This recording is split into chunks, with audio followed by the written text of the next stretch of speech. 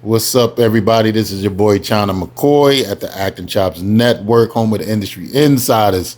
We're going to get right into it. But you know we can't get right into it until pow. I just love the clapboard. I'm always going to keep saying that. Y'all can't stop me. The clapboard is on a mission. Everybody should own one. Everybody should get one. I'm telling you, especially as a new actor, you definitely should get a clapboard just to practice in the mirror, just the feeling of it. And if you don't want to be in front of the camera and you like the feeling of, like, here's an example. So all I do is put it in front of the actor, bam, hit it, make sure I mark it, the whole nine. And if that's something that you like to do in your career, you don't always have to be an actor behind the clapboard, but you can also be the person that claps for the actor, whether they're famous or not. It's just an exhilarating feeling just to hear that pow. So let's get right into it. Topic of today is investors, film investors, not real estate, film investors, production companies, executive producers, people that want titles but don't really want to do anything for it. And I'm gonna give the industry grace, not just for my industry insiders, but just for the public as well, for people who are watching this and they're thinking about getting in the industry. There are times where we, as creators, we create packages called pitch decks or business plans. We write screenplays or novels that can be turned into a movie. And a lot of times we need money to make a movie. So let's say you want to make a movie and you go, oh man, China, I got a great story that we can make a movie or a TV show. And I go, since I have some experience in the industry, I go, man, we might need about $1 million or 500,000 or 75,000 or 50,000. I'm just saying we still need some sort of revenue. And during that time, we now have to have meetings. And for me, I started to realize in this town, there are a lot of people that love to meet, eat, and greet. At least that's what I call it. Or meet, greet, and eat. Whatever order you put it in, it's always like that. So they love to meet you, right? And then when you get there, they greet you, and then they want to sit down and eat.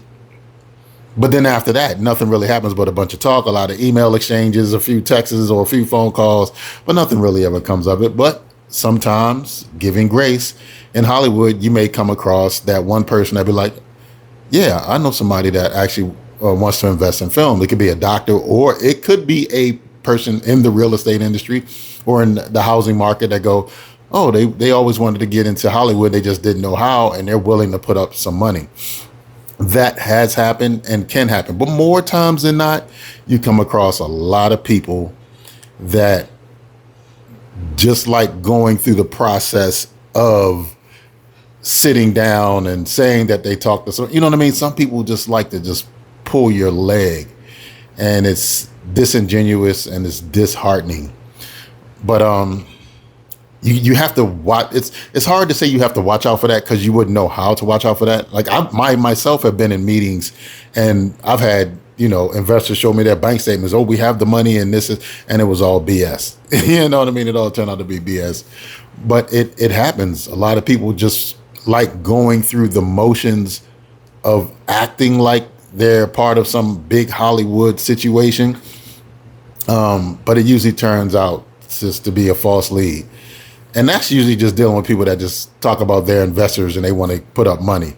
We're not even talking about the production companies. A lot of them you have to watch out for as well, because they'd be like, oh man, yeah, we make movies. We made this movie or we made that movie.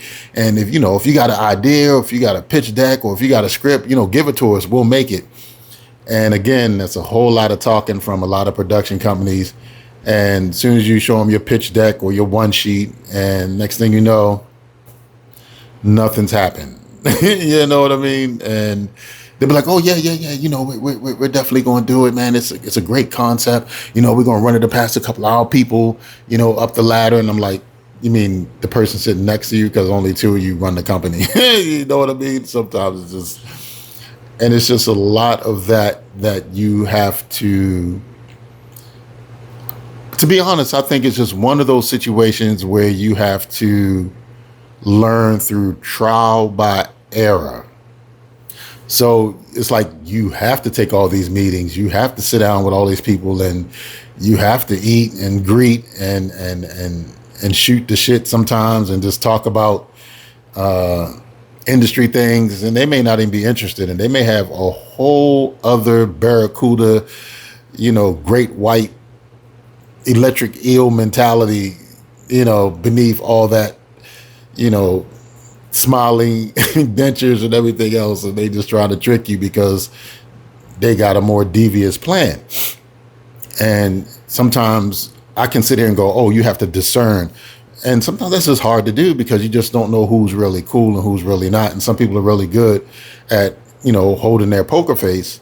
And next thing you know, you're caught up in a situation that you don't know how you got into. So make sure you protect yourself. If you have a script, screenplay, script, novel, comic book, anything that you've created that you want to get turned into a film, get it copywritten.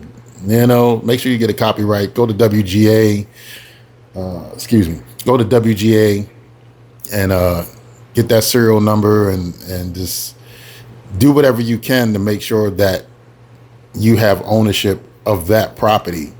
So then when you go to sit down with these meetings, and let's say they try to decide to steal your idea, you can say, no, we had this meeting, August the 16th at 3:30, and here's the email, and here's the text saying we're meeting for this reason. Here's the script. Here's my WGA. Also, here's my copyright through Texas, the state of Texas, and boom, you protect yourself, and that's something that a lot of people don't know, but now I just told you. So just once again, just pay attention to who you have a conversation with. Like I said, I'm not blasting all investors and all production companies and producers, but I'm just saying more times than not, because I'm giving grace to the ones that actually do take your project and they be like, we like this, they'll make it, you make good deals, and boom, and then you're making the next movie, the next movie, the next movie. And those are the kind of relationships you want. But it's like, the haystack in Hollywood is massive. So you could drop 1,000 needles in a haystack in Hollywood, and then you could jump in the haystack 15 times back to back to back and not get stuck by one needle. So that goes to show you what I'm talking about. So just keep your eyes open, and try not to have so much cushion in between the conversations about your project. So what I mean is, like, try not to have a long, drawn out conversation, really have the mentality like, can you guys really do this or not? Or if we're going to waste our time, there's no point to keep going. You guys saying you're making these movies, you guys say you got your projects, I give you a pitch deck or a script, and you guys never got back to me ever, ever, ever in life. You know what I'm saying? I got 8 grandkids now. When I met you, I was only 20. You know what I'm saying? And y'all still ain't made not one move, not one phone call back. Every time I reached out, nothing. So you see what I'm saying? So these things do happen quite often. Just try to protect yourself. And again, I really want to point this out. As creators, we definitely have to start talking to each other more in the DMs, through the texts, through WhatsApp, whatever we need to do. This is how we can protect each other. So I can send you a message and be like, hey, man, I just talked with this production company. I sent them a project, and, they kind of gave me the runaround. So just be careful going in. And then y'all can warn me of like, well, I would talk to this guy. Oh, I heard of this guy. He's a fake investor. Or, you know what I mean? So we really got to start taking care of each other in this industry. And we really got to start shouting each other out so we can all help each other keep circulating the creative energy to keep going.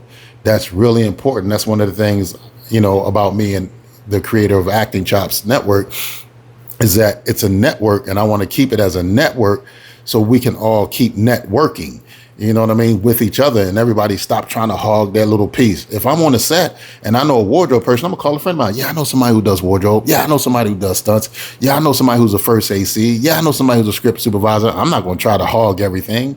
You know what I'm saying? It's enough out here for all of us to eat, and I think we need to start protecting one another against fake investors, production companies that are in it for themselves, and phony investors. So, DM me, send me your messages, let me know, because I'm always going to hit you back. I really appreciate y'all always supporting. And again, I'm trying to get 100 subscribers because this is a new channel on YouTube, Acting Chops Network on YouTube, and then on Instagram at Acting Chops. So yeah, look me up, look us up, and love to hear from you. And again, get the clapper, baby, get the clapper. All right, I'm out of here. Peace.